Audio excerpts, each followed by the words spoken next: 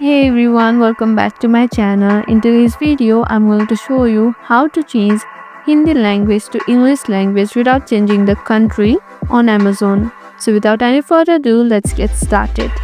First, open up your Amazon shopping app. Once you are in the home page, you'll see everything is in Hindi. For changing that, you're gonna click on app. App means you. You need to click on your profile. After that, you'll see the flag icon, the flag of India in top right corner of your screen. Click on it. Another page will be open where there is Desh, which means country, India, and Bhasha, which means Hindi. So we won't change the country, we'll just change the language. So we'll click on Bhasha, and there is English at the top. You need to tap on it. After that, you'll click on done. Now you'll see everything is in English language, but the country is still India. And that's it.